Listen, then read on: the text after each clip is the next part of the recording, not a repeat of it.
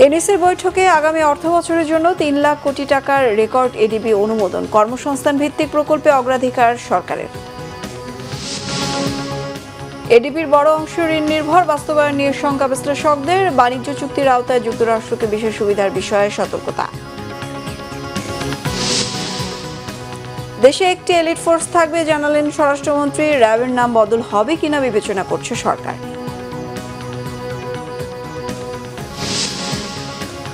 দেশের আকাশে জিলহজ মাসের চাঁদ দেখা গেছে। আগামী ২৮ মে উদযাপিত হবে পবিত্র ঈদুল আজহা।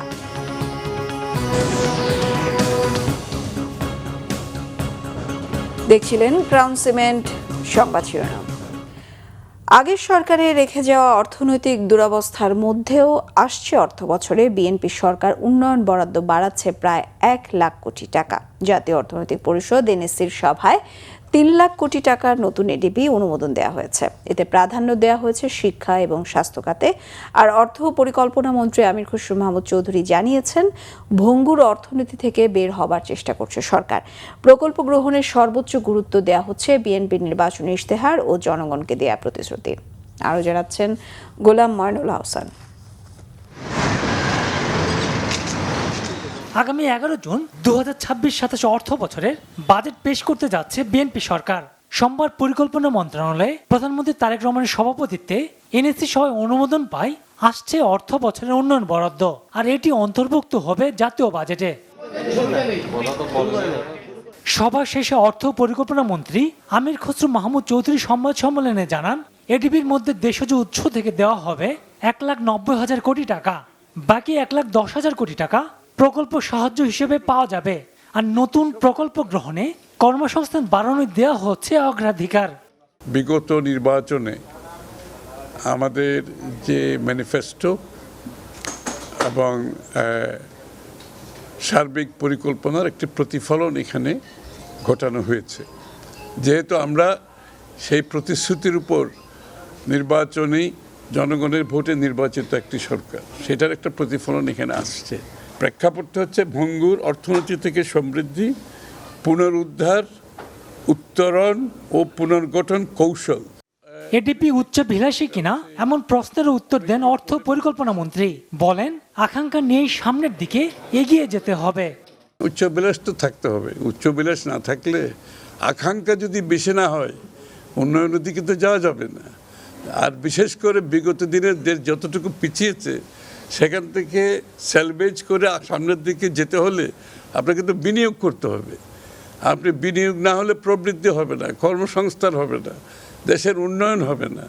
সুতরাং আমাদের সেই কনফিডেন্স আছে, আমরা সেটা বাস্তবায়ন করতে পারবো বিধায় আমরা প্রকল্প এত বড় একটা ডেভেলপমেন্ট বাজেট করেছি। নতুন এডিপিতে প্রকল্পের সংখ্যা ১,১০৫টি। স্বায়ত্তশাসিত প্রতিষ্ঠানগুলো উন্নয়ন খরচ সহ সার্বিক এডিপির আকার ৩,০৮,৯২৫ কোটি টাকা ধরা হয়েছে। নতুন প্রকল্প সেগুলোকে সীমা নির্ধারিত সময়ের মধ্যে সমাপ্ত করতে হবে। এই সময় বাড়ানোর কোনো সুযোগ নাই। গোলাম মনিরুল হাসান, বাংলা ভিশন, ঢাকা।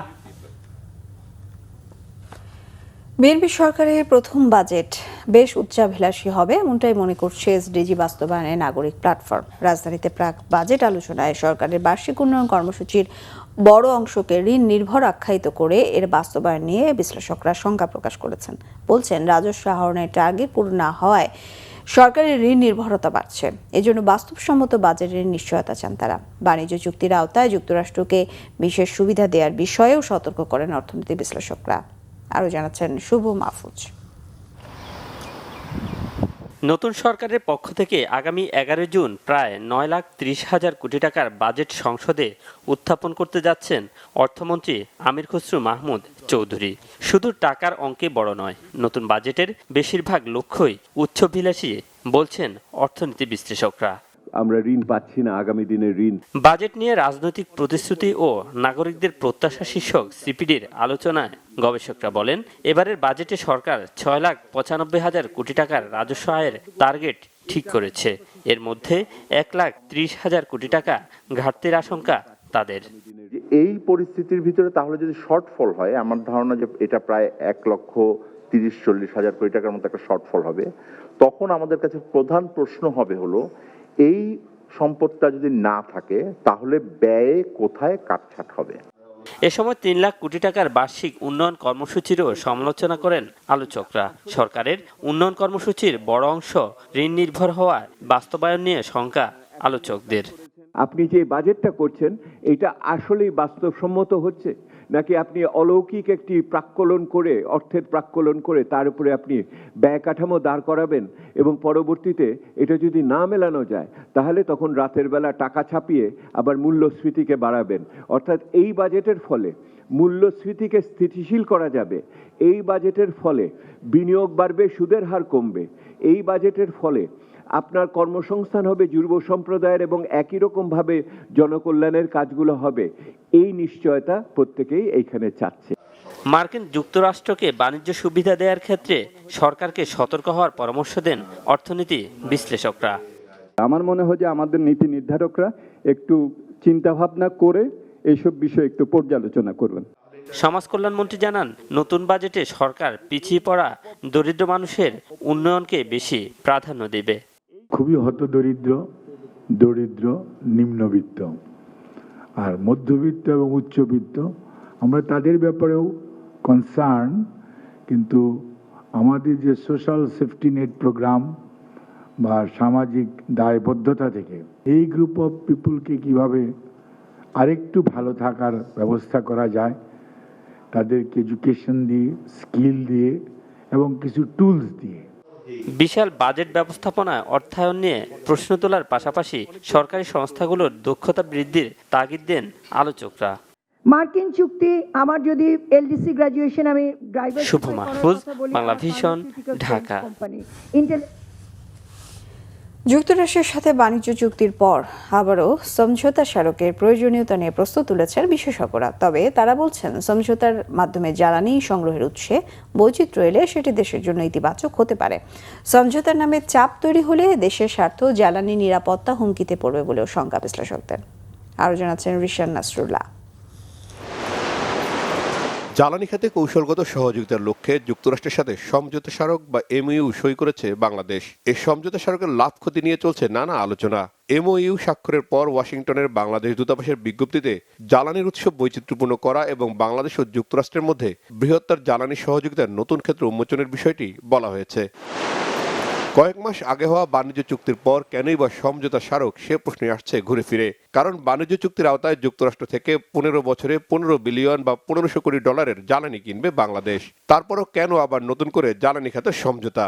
বিশ্লেষকরা বলছেন, দুদেশের মধ্যে সমঝোতা স্মারকের কারণে বাংলাদেশের জ্বালানি খাতে মার্কিন কোম্পানিগুলোর কর্মকাণ্ড আরও বিস্তৃত হবে এবং জ্বালানি আমদানির বিকল্প উৎস তৈরি হতে পারে, যা সংকটকালে মধ্যপ্রাচ্য নির্ভরতা কমাতে সাহায্য করবে। এখানে ট্রেড এগ্রিমেন্টটাকেও এর সাথে নিয়ে আসতে হবে। ট্রেড এগ্রিমেন্টে একটা নির্ধারিত অঙ্কের জ্বালানি কেনার বাধ্যবাধকতা বাংলাদেশের আছে। আমরা যদি কম্পিটিটিভ দামে, মানে অনেকে বলার চেষ্টা করেছেন যে সাশ্রয়ী দামে পাবো, আমি মনে করি না। কম্পিটিটিভ দামে যদি আমেরিকা থেকে এলএনজি বা এলপিজি পায়, আমার কিন্তু সমস্যা কোথায়?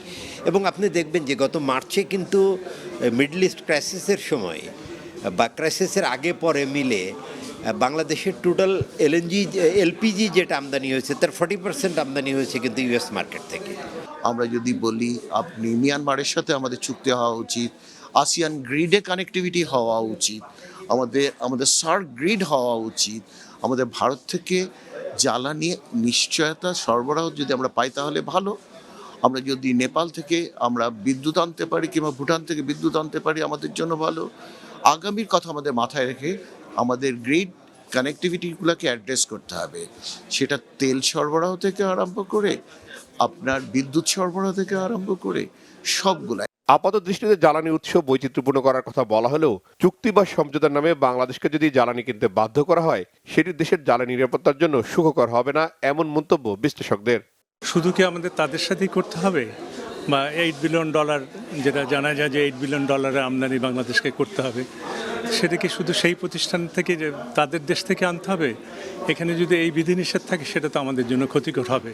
তার সাথে আমাদের চুক্তি হয়েছে, সেটা একদিকে ভালো, কিন্তু যদি বিধিনিষেধ থাকে, আমি অন্য কোথা থেকে আনতে পারবো কিনা, কানাডার থেকে আনতে হলে আমার যদি ইকোনমিক প্রাইসও হয় সেটা আমি আনতে পারবো কিনা, অন্যান্য দেশ থেকে আমি এলএনজি আনার ক্ষেত্রে আমার যদি প্রতিবন্ধকতা থাকে তাহলে তো সেটা আমাদের দেশের জন্য ভালো হবে না। টানাপোড়েন তো এমনিতে তৈরি হয়ে আছে, তার কারণ রাশিয়ান কোম্পানি মানে ইচ্ছে করলেও কিন্তু বাংলাদেশে অফশোর বিডিংয়ে যেমন গ্যাসপ্রম অংশ নিতে পারবে না, ইজ বিকজ অফ ইউএস নিষেধাজ্ঞা, মানে রাশিয়া ইউক্রেন যুদ্ধের পর। তারপরে রাশিয়ান নিউক্লিয়ার পাওয়ার প্ল্যান্ট প্রজেক্টটা মানে প্রায় অপারেশনাল, মানে কিছুদিনের মধ্যে হয়তো অপারেশনাল হয়ে যাবে, ফুয়েল লোডিং বিফোর টাইম শেষ হয়েছে, কিন্তু তাদের পয়সা বাংলাদেশ পেমেন্ট করতে পারছে না নিষেধাজ্ঞার কারণে। একটা টানপোড়েন তো আছে। দেশের গ্যাস ক্ষেত্র থেকে উত্তোলিত গ্যাসের 40% মার্কিন কোম্পানি শেভরন পরিচালনা করে। এছাড়া এলপিজি গ্যাসের সরবরাহ বৃদ্ধির পাশাপাশি দেশে এলএনজির একটি টার্মিনালও পরিচালনা করছে মার্কিন কোম্পানি। পাশাপাশি যুক্তরাষ্ট্রের আরেকটি প্রতিষ্ঠান গভীর সমুদ্রের সবগুলো ব্লকে তেল গ্যাস অনুসন্ধানের কাজের প্রস্তাব দিয়েছে সরকারকে। রিশাদ নাসরুল্লাহ, বাংলা ভিশন, ঢাকা। বিএনপির স্থায়ী কমিটির সদস্য সংরক্ষিত নারী আসনের সংসদ সদস্য সেলিমা রহমান জানিয়েছেন কিভাবে কোন এলাকায় কাজ করতে হবে সে বিষয়ে দলের নারী সংসদ সদস্যদের দিক নির্দেশনা দিয়েছেন প্রধানমন্ত্রী তারেক রহমান। একই সঙ্গে জাতীয় দল যাতে ঐক্যবদ্ধ থাকে সেভাবে কাজ করতে পরামর্শ দিয়েছেন। সচিবালয়ে প্রধানমন্ত্রী তারেক রহমানের সঙ্গে সরকার দলীয় সংরক্ষিত নারী আসনের সংসদ সদস্যরা সৌজন্য সাক্ষাৎ করেন। 2 ঘন্টারও বেশি সময় চলা সাক্ষাৎ শেষে সাংবাদিকদের সেলিমা রহমান এসব কথা জানান। তিনি জানান, প্রধানমন্ত্রী যেসব অঙ্গীকার করেছেন, যে পরিকল্পনা আছে সেগুলি বাস্তবায়নে নারী সংসদ সদস্যদের সহায়ক হিসেবে ভূমিকা পালন করতে নির্দেশনা দিয়েছেন। বৈঠকে প্রধানমন্ত্রী জানিয়েছেন, নারীর ক্ষমতায়নে সরকার কাজ করছে, পাশাপাশি দেশ ও মানুষের কল্যাণে নারীরা যেন ভূমিকা রাখতে পারে সে বিষয়ে সর্বোচ্চ গুরুত্ব দেয়া হয়েছে।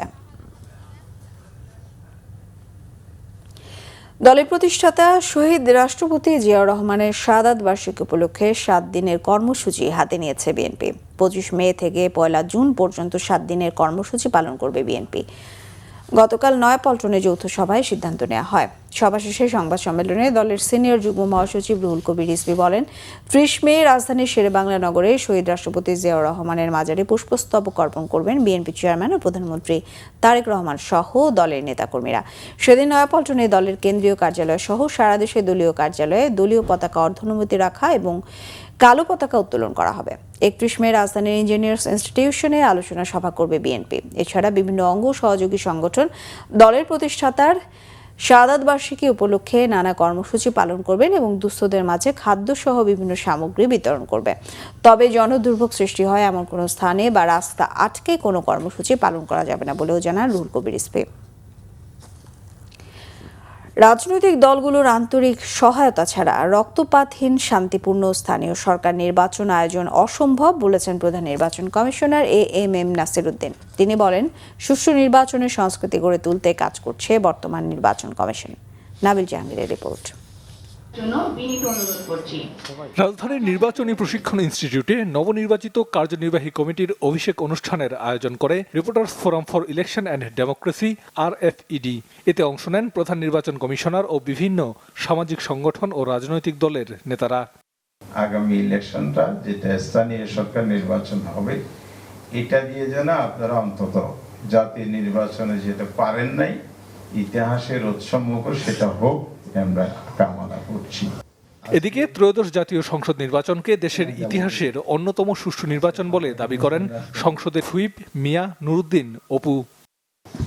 মানুষ যখন গত 3টি নির্বাচনী ব্যবস্থাপনায় জনগণ যখন ভোটাধিকার থেকে বঞ্চিত হয়েছিল, তারপর সর্বজন গ্রহণযোগ্য একটা নির্বাচন ব্যবস্থা আমাদের দিয়েছিল বর্তমান নির্বাচন কমিশন। সিইসি জানান, ফেব্রুয়ারির নির্বাচনের পক্ষপাত দুষ্ট কোনো সিদ্ধান্ত নেয়নি নির্বাচন কমিশন। স্থানীয় সরকার নির্বাচন শান্তিপূর্ণ, অবাধ ও সুষ্ঠুভাবে আয়োজনের প্রত্যয় তাদের। আমাদের ডিজাইন একটাই, একটা free, fair and credible election, একটা এখন level playing field for all the candidates. Political পার্টির কোঅপারেশন ছাড়া it is not possible to conduct any election whatsoever, যদি এটা ইলেকশন হতে হয়। এ সময় সুষ্ঠু নির্বাচন আয়োজনে গণমাধ্যম কর্মীদের ভূমিকার কথা তুলে ধরে দেশের গণতান্ত্রিক সংস্কৃতি প্রতিষ্ঠায় সবাইকে ঐক্যবদ্ধভাবে কাজ করার আহ্বান জানান আলোচকরা। নাবিল জাহাঙ্গীর, বাংলা ভিশন, ঢাকা। র্যাবের নাম পরিবর্তন হবে কিনা তা বিবেচনা করছে সরকার, তবে এলিট ফোর্স হিসেবে একটি বাহিনী থাকবে বলে জানিয়েছেন স্বরাষ্ট্রমন্ত্রী সালাউদ্দিন আহমদ। সম্পূর্ণ নতুন আইনে মানবাধিকার সুরক্ষিত রেখে বাহিনী পরিচালিত হবে। এলিট ফোর্স হিসেবে বাহিনীর নতুন নাম দিলে যুক্তরাষ্ট্র হয়তো নিষেধাজ্ঞার বিষয়টি পুনর্বিবেচনা করবে বলেও তিনি মনে করেন। আরও জানাচ্ছেন জিয়া খান। এবং দুর্ধর্ষ সন্ত্রাস, অপরাধ, জঙ্গি দমন সহ আইন শৃঙ্খলা পরিস্থিতি নিয়ন্ত্রণে 2004 সালে গঠিত হয় rapid action battalion RAB. Awami League সরকারের সময় বাহিনীটিকে গুপ, খুন সহ নানা অপরাধে রাজনৈতিক হাতিয়ার হিসেবে ব্যবহারের অভিযোগ ওঠে। এরপর 2021 সালে র্যাব ও তার 6 কর্মকর্তার উপর মানবাধিকার লঙ্ঘনের দায়ে মার্কিন নিষেধাজ্ঞা আরোপ করা হয়। বর্তমান সরকার ক্ষমতায় আসার পর প্রথমবারের মতো রাজধানীর কুর্মিটোলায় র্যাব সদর দপ্তরে বাহিনীর 22তম প্রতিষ্ঠা বার্ষিকীতে সাংবাদিকদের সঙ্গে মতবিনিময় করেন স্বরাষ্ট্রমন্ত্রী। বলেন, আগামীতে মানবাধিকার সমুন্নত রেখে কাজ করবে র্যাব। জানান, নাম পরিবর্তন হবে কিনা সেই বিবেচনাও চলছে। এলিট ফোর্স হিসাবে একটা বাহিনী থাকবে। আমরা র্যাবের নাম আবার রিনেমড করব কিনা বা অন্য নতুন এলিট ফোর্স আমরা রেইজ করব কিনা সেটা এখনো চিন্তা ভাবনার বিষয়, সরকার বিবেচনা করছে। এলিট ফোর্সের জন্য নতুন আইনের উদ্যোগের কথা জানান স্বরাষ্ট্রমন্ত্রী। আমেরিকা যে সময় র্যাবের উপরে স্যাংশন দিয়েছিল, সেই সময় র্যাব এমন কিছু কর্মকাণ্ডে জড়িত ছিল, রাজনৈতিক হাতিয়ার হিসেবে ব্যবহৃত হয়েছিল। সেই সময় ফ্যাসিবাদী সরকারে যারা দণ্ডমণ্ড ছিলেন, শেখ হাসিনা তার রাজনৈতিক হাতিয়ার হিসেবে তাদের উদ্দেশ্য চরিতার্থ করার জন্য একদলীয় শাসন ব্যবস্থা এবং একদলীয় রাষ্ট্র ব্যবস্থা কায়েমের জন্য যে উদগ্র বাসনা তাদের ছিল, সেটা কায়েমের জন্য এইভাবে অনেক প্রতিষ্ঠানকে ব্যবহার করেছে। সেই কারণে র্যাবের উপরে যে স্যাংশনটা আমেরিকা ইম্পোজ করেছে সেটা এখনো বহাল। কিন্তু আমরা যদি এলিট ফোর্স হিসেবে একটা নতুন ফোর্স রিনেমড করি বা রেজ করি, সেখানে হয়তো তারা বিষয়টা পুনর্বিবেচনা করবেন। র্যাবের উপর মার্কিন নিষেধাজ্ঞা নিয়েও কথা বলেন সালাউদ্দিন আহমদ। র্যাব যে আইনে পরিচালিত হচ্ছে সেটা আর্ম পুলিশ ব্যাটালিয়নের একটা সার্টেন প্রভিশনের উপরে দাঁড়িয়ে সেটা পরিচালিত হয়। এটা অ্যাডক ভিত্তিতে চলেছে। একটা প্রতিষ্ঠান এভাবে অ্যাডক ভিত্তিতে পরিচালিত হওয়ার সঠিক ছিল না। এখন আমরা সেটা আইন করব আলাদা এলিট ফোর্সের জন্য। সেখানে অথরিটি দেওয়া থাকবে, তাদের রেসপন্সিবিলিটি ফিক্স করা থাকবে এবং সেই ক্ষেত্রে তাদের জবাবদিহিতা, অ্যাকাউন্টেবিলিটি এবং ট্রান্সপারেন্সিটাও নিশ্চিত হবে। সরকারের গেল 3 মাসে কোনো বাহিনীকে নিজেদের স্বার্থে ব্যবহার করা হয়নি বলেও দাবি করেন স্বরাষ্ট্রমন্ত্রী। মর্নিং শুজ দি ডে 3 মাস হয়েছে। র্যাব কি ব্যবহৃত হয়েছে? পুলিশ ব্যবহৃত হয়েছে? অন্য কোনো বাহিনী ব্যবহৃত হয়েছে? পলিটিক্যাল উদ্দেশ্যে হয়েছে? সুতরাং morning shoes the day. Zia Khan, Bangla vision, Dhaka. দেশের আকাশে পবিত্র জিলহজ মাসের চাঁদ দেখা গেছে। আগামী 28 মে বাংলাদেশে ঈদ উল আজহা উদযাপিত হবে। সন্ধ্যায় জাতীয় মসজিদ বায়তুল মোকাররমে ইসলামিক ফাউন্ডেশনের সভাকক্ষে জাতীয় চাঁদ দেখা কমিটির সভা হয়। বৈঠক শেষে ধর্মমন্ত্রী কাজী শাহ মোফাজ্জল হোসাইন কায়কোবাদ জানান, মঙ্গলবার থেকে 1447 হিজরি সনের জিলহজ মাস গণনা শুরু হবে। সন্ধ্যায় দেশের 21টি জেলায় জিলহজ মাসের চাঁদ দেখা গেছে। চাঁদ দেখা সাপেক্ষে জিলহজ মাসের 10 তারিখ ঈদ উল আজহা উদযাপিত হয়। এর আগে গতকাল সৌদি আরব জিলহজ মাসের চাঁদ দেখার তথ্য নিশ্চিত করে।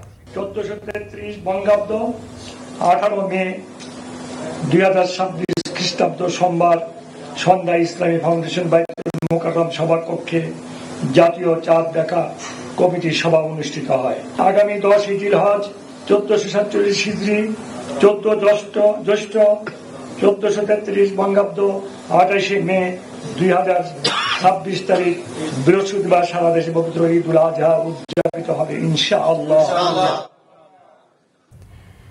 ডক্টর ইউনূসের প্রতিষ্ঠিত গ্রামীণ ব্যাংকের ঋণের উচ্চ সুদের হার বাণিজ্যিক ব্যাংকের সঙ্গে কেন সামঞ্জস্যপূর্ণ করা হবে না জানতে চেয়ে রুল জারি করেছে হাইকোর্ট। বিচারপতি খিজির হায়াত চৌধুরী ও বিচারপতি জিয়াউল হকের হাইকোর্ট বেঞ্চ রুল জারি করেন। দরিদ্র মানুষদের দেয়া ক্ষুদ্র ঋণের সুদের হার অন্যান্য ব্যাংকের তুলনায় কেন বেশি, কেন তা সামঞ্জস্যপূর্ণ হবে না তা বিবাদীদের জানাতে বলা হয়েছে। ডক্টর মোহাম্মদ ইউনূস, গ্রামীণ ব্যাংক, অর্থ সচিব এবং বাংলাদেশ ব্যাংকের রিটের জবাব দিতে বলেছে হাইকোর্ট। গ্রামীণ ব্যাংকের অতিরিক্ত সুদ আদায় নিয়ে অনেকবার বাংলাদেশ ব্যাংক পদক্ষেপ নেওয়ার উদ্যোগ নিলেও তা বাস্তবায়ন হয়নি। ক্ষুদ্র ঋণ প্রকল্পের আওতায় প্রান্তিক পর্যায়ে নারী পুরুষদের 20% হারে সুদ নির্ধারণ করে ব্যবসা করে আসছে। গ্রামীণ ব্যাংকের সুদ আদায়ে জবরদস্তি চালানোর অভিযোগ তুলে রিট করা হলে হাইকোর্ট বাণিজ্যিক ব্যাংকের সঙ্গে সামঞ্জস্য করতে রুল জারি করে। 2011 সালে এ বিষয়ে একটি রিটের উপর হাইকোর্ট রুল দিলেও আদালতের আদেশকে গুরুত্ব দেয়নি গ্রামীণ ব্যাংক। সে সময় গ্রামীণ ব্যাংকের বিরুদ্ধে বিভিন্ন অনিয়মের অভিযোগ ওঠার পর ব্যাংকের সার্বিক কার্যক্রম খতিয়ে দেখতে একটি কমিটি করেছিল সরকার। প্রবাসী কল্যাণ মন্ত্রী আরিফুল হক চৌধুরী জানিয়েছেন, বাংলাদেশ থেকে 4টি খাতে দক্ষ কর্মী নেওয়ার ব্যাপারে আগ্রহ প্রকাশ করেছে কাতার। ইলেকট্রিশিয়ান, ওয়েল্ডিং, এসি টেকনিশিয়ান ও প্লাম্বিং খাতে লোক নিতে চায় দেশটি।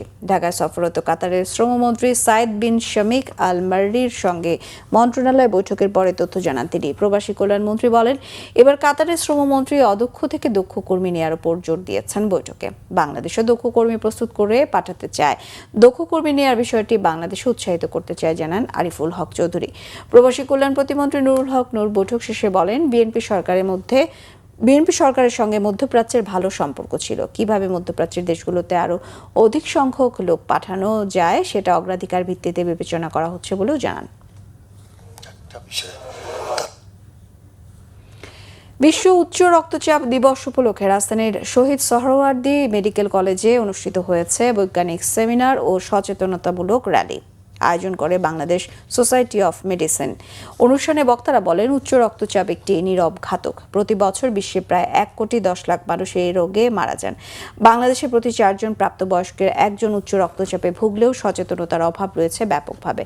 সেমিনারের প্রধান অতিথি হিসেবে উপস্থিত ছিলেন বাংলাদেশ মেডিকেল বিশ্ববিদ্যালয়ের উপাচার্য অধ্যাপক ডাক্তার FM সিদ্দিকী, শহীদ সোহরাওয়ার্দী মেডিকেল কলেজের অ্যানেস্থেসিওলজি বিভাগের বিভাগীয় প্রধান অধ্যাপক ডাক্তার Mohammad Rehanuddin Khan, national institute of নিউরোসায়েন্সের পরিচালক অধ্যাপক ডাক্তার মোহাম্মদ নুরুজ্জামান খান সহ অন্যান্যরা।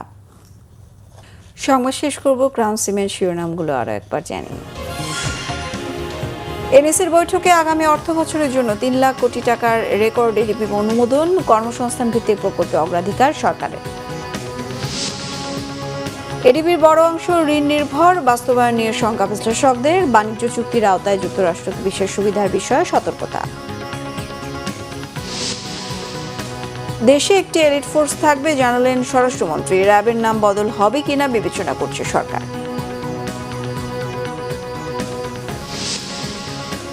দেশের আকাশে জিলহজ মাসের চাঁদ দেখা গেছে। আগামী 28 মে উদযাপিত হবে পবিত্র ঈদুল আজহা।